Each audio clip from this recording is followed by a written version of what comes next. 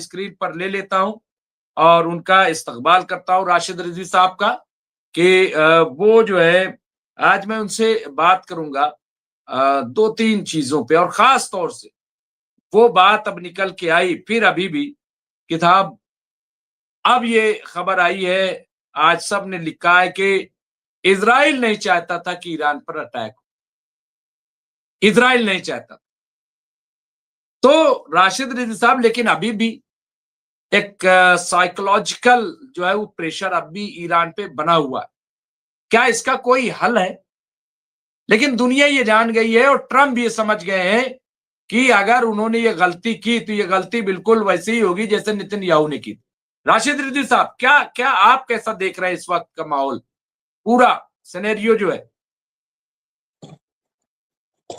मुमताज भाई, वो जो नेतन्याहू ने ईरान पर हमला करने के लिए मना किया था, ये न्यूज शाया कराई गई थी और इसकी वजह ये थी कि जंग के मैदान को तैयार करना था। अब जंग का मैदान तैयार हो गया है, खुल के आ गए हैं डोनाल्ड ट्रंप। जिस तरीके से जॉर्डन इजराइल पे इन्होंने तैयारी की, समंदर के रास्ते से घेराबंदी की, यहाँ तक कि इन्होंने ग्रीस के एक आइलैंड पे भी अपने सब बिठा के रखे हुए हैं हथियार, बड़े जहाज उन्होंने उतारे हैं अपने।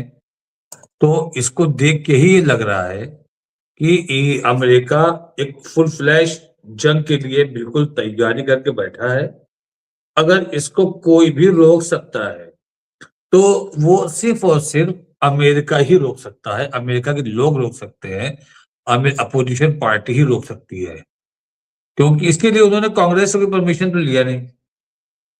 तो इनका एक रूल है, एक नियम है कि आपको कांग्रेस से परमिशन लेना है। या तो ये एक काम और कर रहे हैं कि इसको उकसा रहे हैं, इसको ये उकसा रहे हैं कि इसी तरीके से डर के मारे अटैक कर दे ईरान और हमको परमिशन देने में आसानी हो जाए।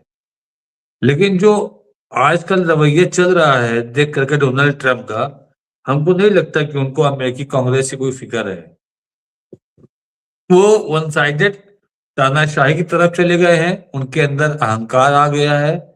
मैं ये सोचता हूं, मैं ये चाहता हूं, मतलब वो जो सोचे वो सही है, वो जो चाहे वो किया जाए।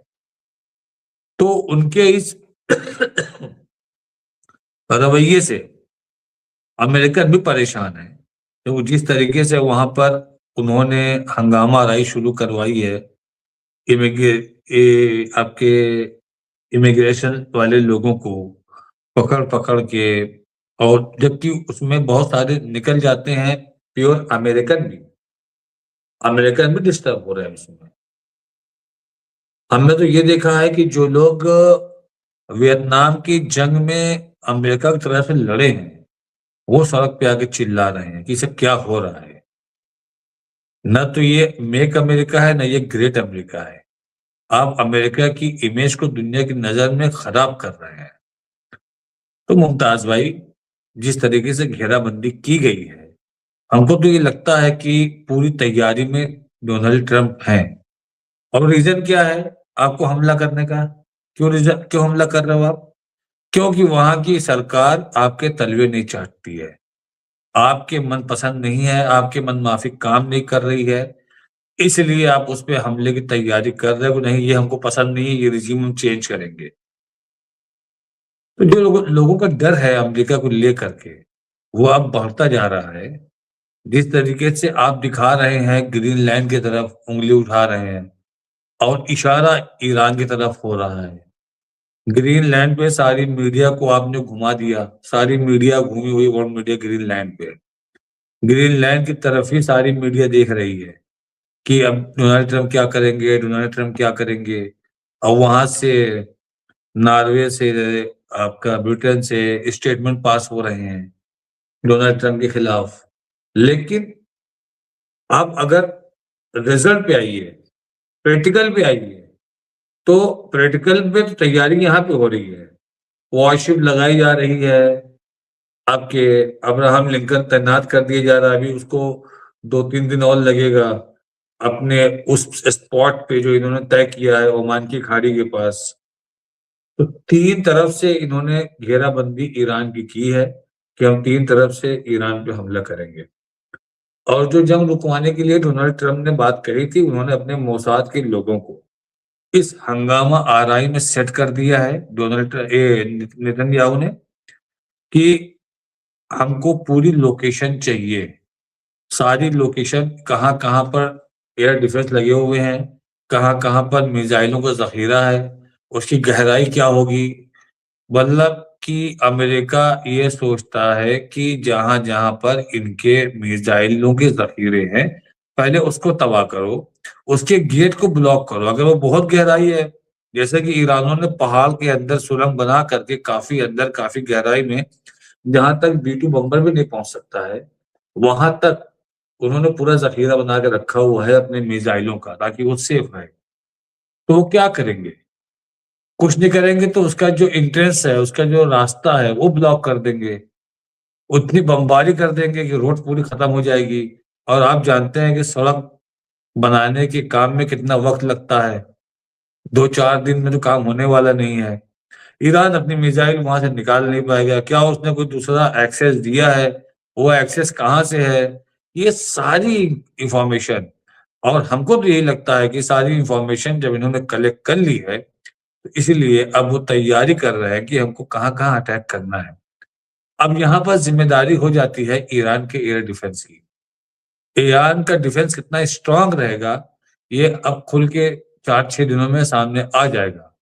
अगर ईरान का एयर डिफेंस अमेरिका के हमलों को नाकाम कर देता है, तब आप ये समझ लीजिए कि इज़राइल पे बहुत बड़ी मुसीबत आने वाली है। मिडिल ईस्ट का सुपर पावर बना रहा था इज़राइल को अमेरिका। अभी तक देखा जाए तो मिडिल ईस्ट का सुपर पावर इज़राइल ही रहा। अमेरिका उसी को बना रहा था।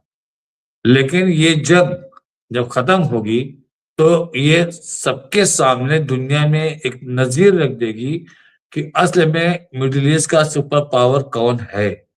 इज़राइल है या अमेरिका है? हमने आपसे पहले ही कहा था कि जो अब जंग होगी, इस जंग में अटैक लीडरशिप पे होगा। तो सबसे पहले आप यही देख लीजिए, वो खामनेई को टारगेट करने की बात कर रहे हैं। खामनेई को उन्होंने कह दिया कि ये बीमार लीडरशिप है, ये रिजिम चेंज होना चाहिए। इनका एक ही मुद्दा है, रिजिम चेंज हो।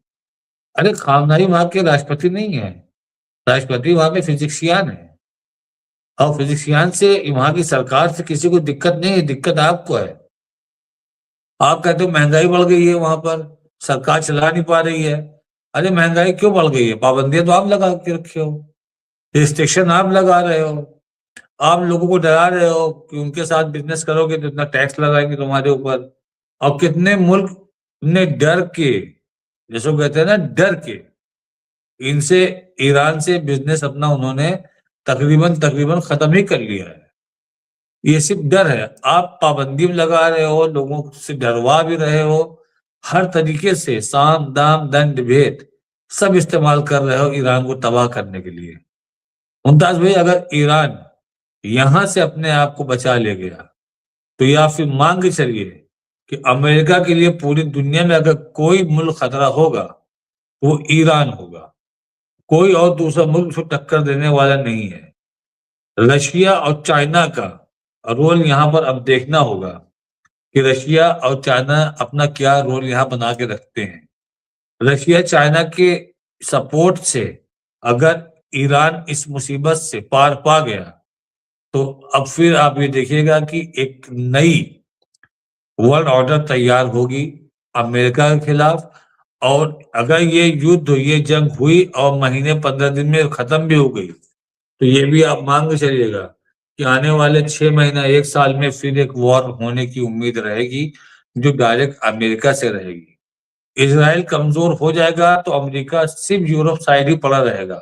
राशिद उसका रिजवी मिलिट्री साहब, अगर अगर उसूल की बात करें, रूलिंग की बात करें, दुनिया में अगर ह्यूमन राइट्स की बात करें या हक और इंसाफ की बात करें, तो मैं एक चीज ये जानना चाहता हूं कि आज की तारीख में इजराइल के अंदर भी बहुत बड़े प्रोटेस्ट हो रहे हैं। और अभी तो एक वीडियो जारी हुआ है कि बेंजामिन नेतन्याहू के घर पर लोगों ने धावा बोल दिया। हाँ?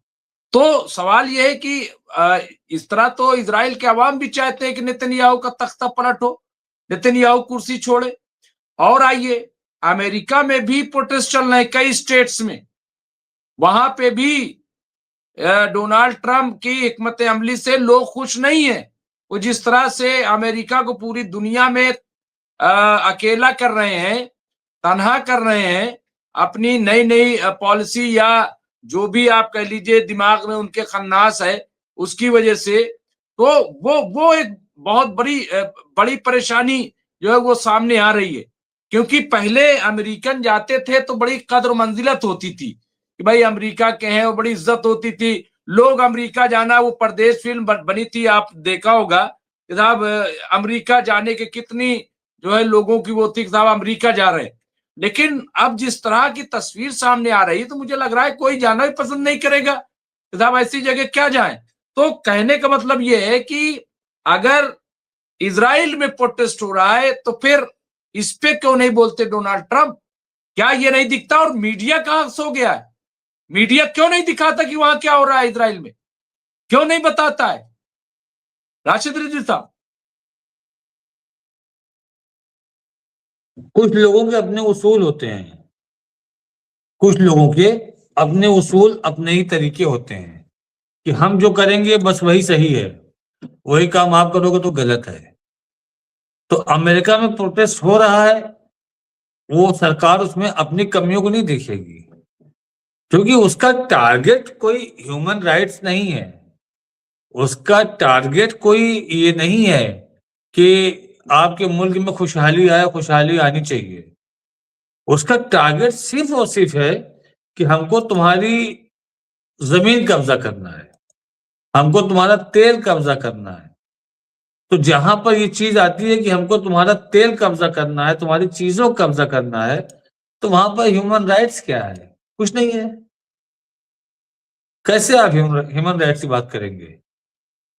अभी आपने वेनेजुएला में हुआ, दुनिया के बहुत सारे मुल्कों ने इसको ऑब्जेक्शन किया कि मतलब ये एक नया तरीका ऐसा आ गया है कि जिससे आने वाले कल में फिर हमारे पास कोई विकल्प नहीं रहेगा जब कोई हम पे हमला करेगा।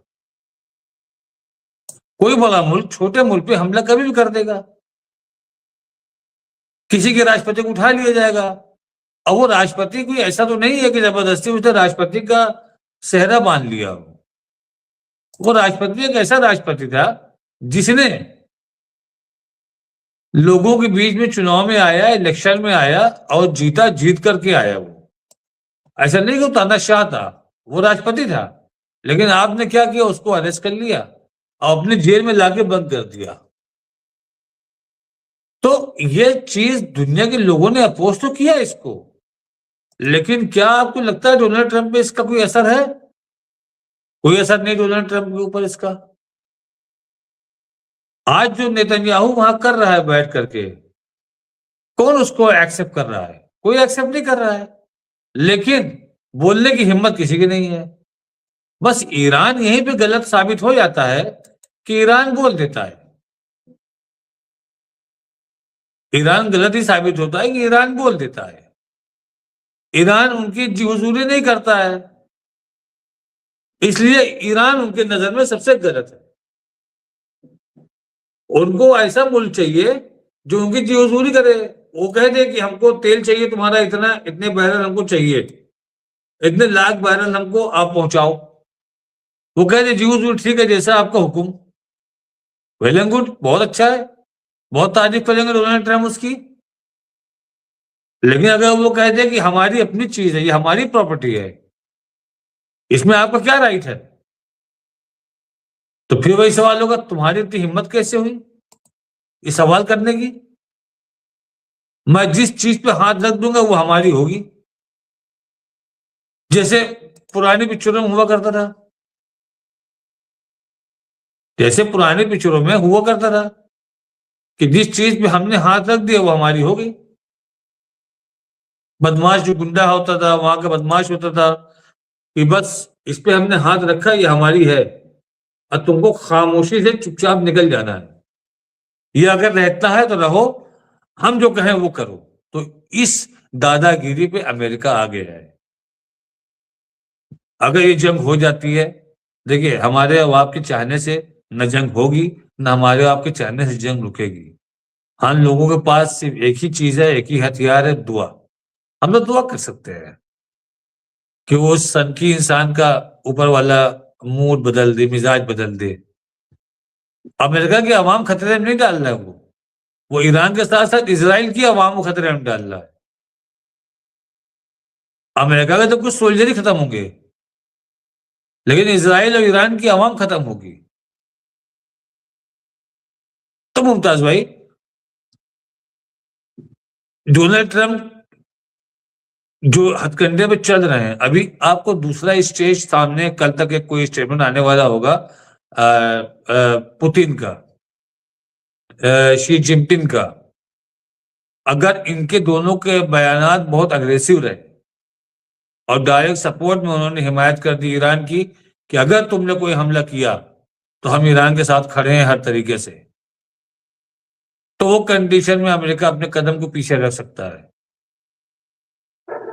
क्या अपना कैरियर सिर्फ अमेरिका खड़ा कर सकता है? चाइना भी उसी के पास ला के अपना कैरियर खड़ा कर दे और उसका मुंह कर दे अमेरिका के कैरियर की तरफ, अब्राहम लिंकन की तरफ। रशिया भी ला खड़ा कर दे, उसका मुंह हो जाए अब्राहम लिंकन की तरफ। हम आपको गारंटी से बोल रहे हैं, आंख बंद करके ये सीधे अपने कैरियर को वहां से वापस कर देगा। लेकिन रशिया का तो राशिद साहब, एक तो चीन ने ये बात कही है कि अगर अटैक होगा तो हम ईरान के साथ होंगे। दूसरा ये कि रशिया का तो शायद वो कैरियर खड़ा हुआ, वो भी चल पड़ा है या आ गया है कहीं पे, मैं अभी ज़हन में नहीं आ रहा है, लेकिन ऐसी खबरें आ रही हैं। और नॉर्थ कोरिया को जी तो आप भूल रहे हैं। नॉर्थ कोरिया तो कई बार कह चुका है कि हम ईरान के साथ है।